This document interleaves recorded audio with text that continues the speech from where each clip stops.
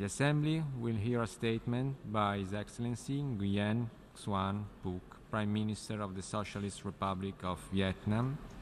May I request protocol to escort His Excellency.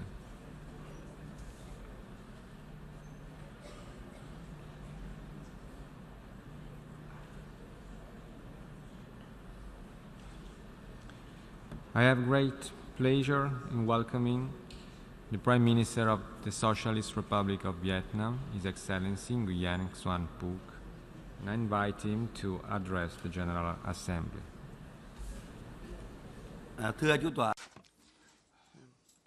Excellency, President of the 73rd session of the United Nations General Assembly, I'm very honored to deliver this statement at the general debate of the 73rd session of the United Nations General Assembly under the theme of making the United Nations relevant to all people, global leadership and shared responsibilities for peaceful, equitable, and sustainable societies.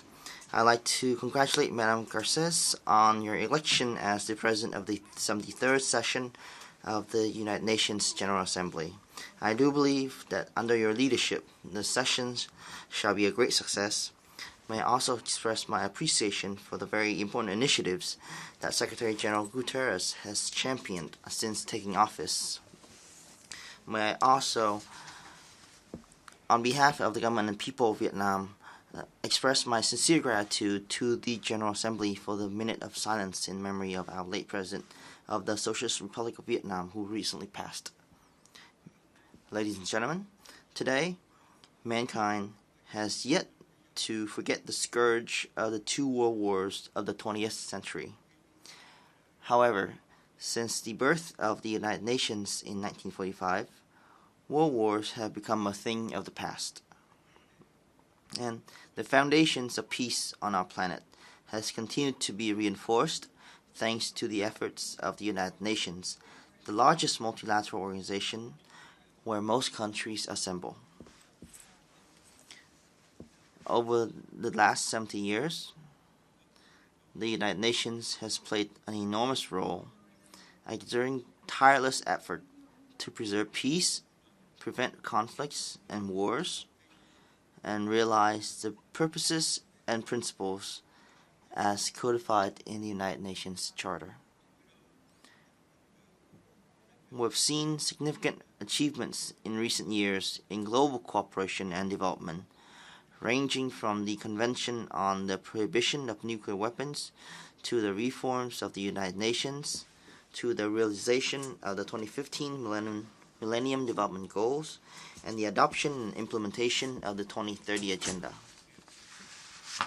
The United Nations has also been vital in the work to address global issues including poverty reduction, protection of women and children, promotion of human rights, improvement of healthcare, culture, and education, preservation of the environment, and response to climate change.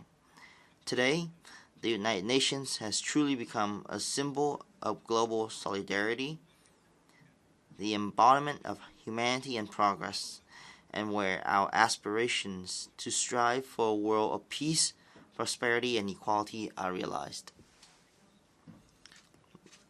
Vietnam has been a companion to the United Nations and contributed to the noble goals pursued by the organization over the past 70 years. We are a staunch supporter of the central role of the United Nations in the multilateral international system and have actively joined in efforts to realize the fundamental cooperation pillars of the United Nations, that is, the maintenance of global peace and security, development cooperation, and the protection and promotion of human rights. Once a poor, underdeveloped, and food deficit country, Vietnam has recorded average annual GDP growth of over 6% over the last 20 years to become among the world's largest food exporters. And since 2010, we have become a middle-income developing country, and the living standards of nearly 100 million of our citizens have improved dramatically. By actively engaging in international integration, Vietnam enjoys free trading relations with nearly 60 major countries and partners in the world as a result of its membership of 16 free trade agreements.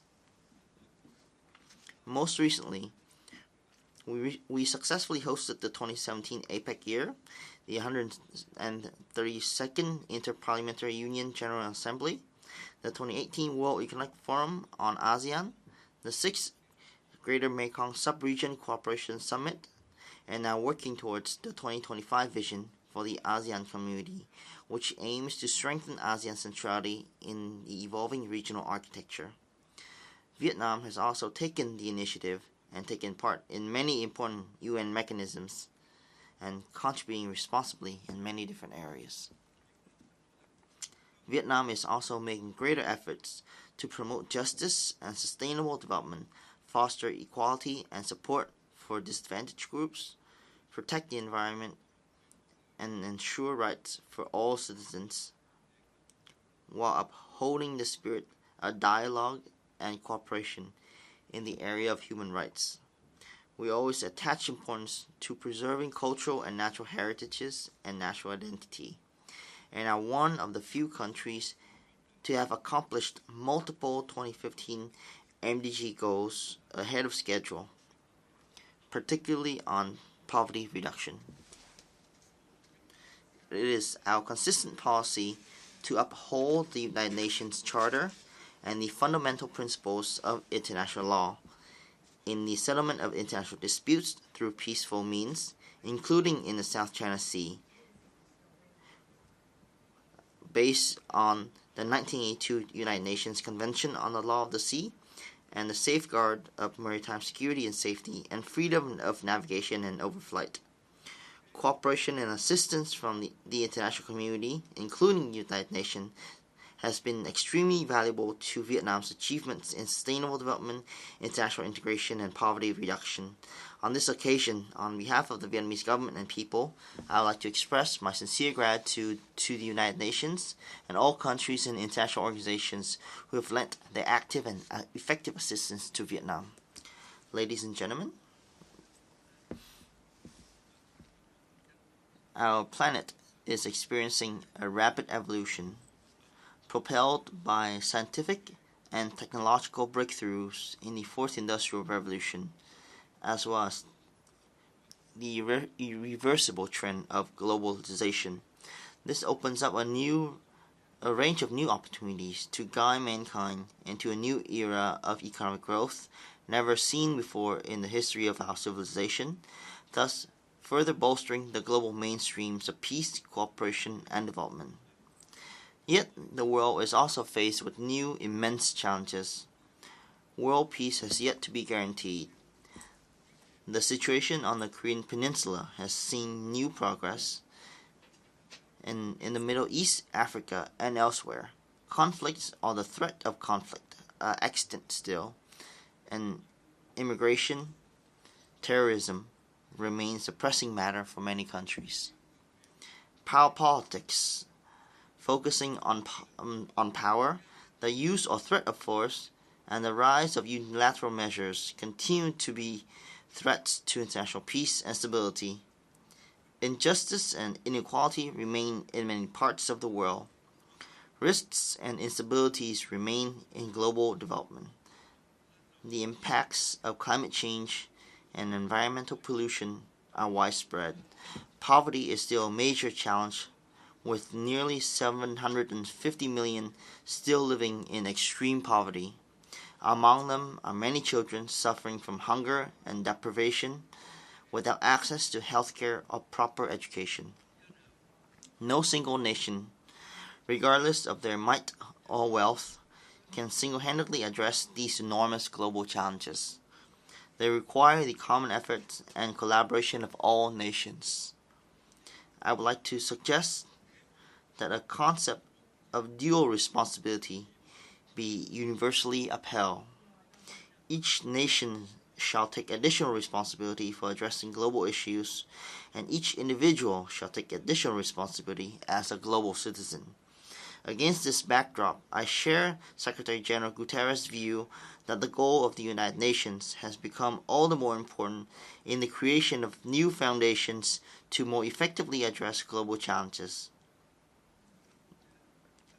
We must continue highlighting the role of the United Nations and join hands for a world of peace, equality, and sustainable development. And in this process, it is my hope that major powers and developed countries shall, through meaningful actions, play an exemplary role in maintaining peace and fostering development. The United Nations General Assembly should be the heart of cooperation among countries and peoples for peace, equality, and sustainable development. We support the lifting of the unilateral embargo on Cuba so that this nation may exercise its freedom to participate equitably and fairly in economic and trading relations in accordance with international law. Peace, freedom, and prosperity have always been the desire and aspiration of all peoples. In the age of the Fourth Industrial Revolution, mankind's progress is measured not only by the feats of technological advancement, but peace and prosperity first and foremost, and even the smallest opportunity for peace must be cherished and nurtured. From our long struggle for freedom and independence, Vietnam understands profoundly the value of peace, equality, self-determination, the right to the pursuit of happiness, and the democratic values extolled by the United Nations Charter. The voice of small nations and the aspirations of disadvantaged needs to be respected, heard, and shared. This is the foundation for sustainable and inclusive development, one that leaves no one behind, and this is the foundation of social stability to guarantee the rights and harness the creativity of every person. Today, it is vital that the United Nations engage in strong and comprehensive reforms, improving its effectiveness, democracy, and transparency to better fulfill its indispensable role in leading efforts to address global challenges. As the Secretary General had quoted in his opening remarks, the words of the esteemed late Secretary General Kofi Annan, "We can master our destiny if only we face it together." And that, my friends, is why we have the United Nations.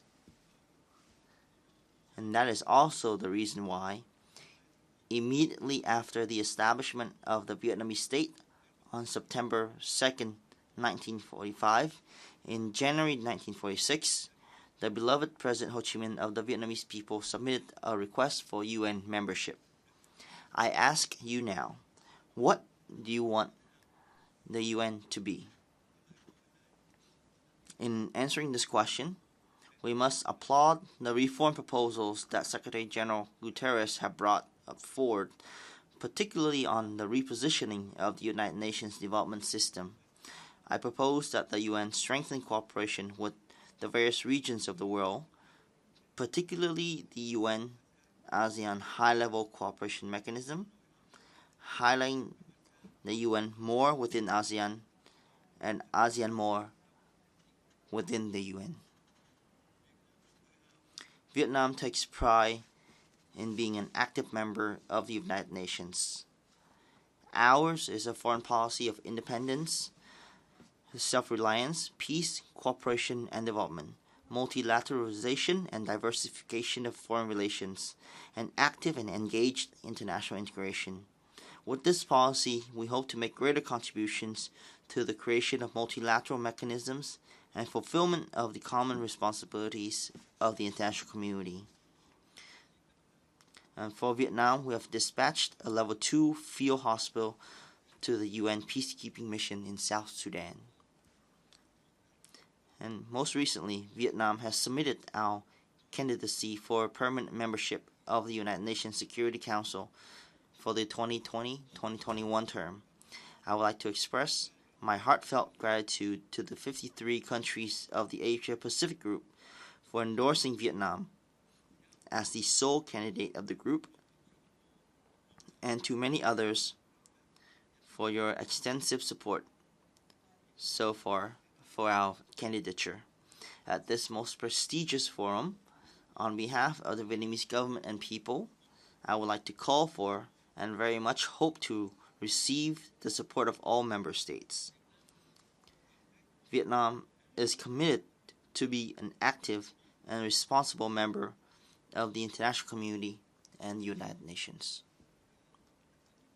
Ladies and gentlemen, we have every reason to believe that, given our global partnership, solidarity, and high level of commitment, the United Nations Sustainable Development Goals and the 2030 Agenda shall triumph, living up to the aspirations of all mankind for a world of peace, equality, and sustainable development.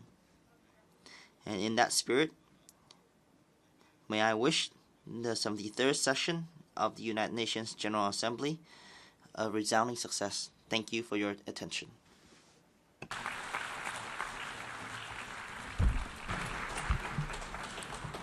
On behalf of the General Assembly, I wish to thank the Prime Minister of the Socialist Republic of Vietnam for the statement just made, and I request protocol to escort His Excellency.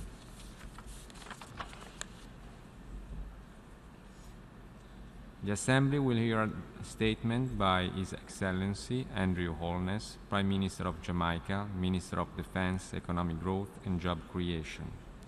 May I request protocol to escort His Excellency.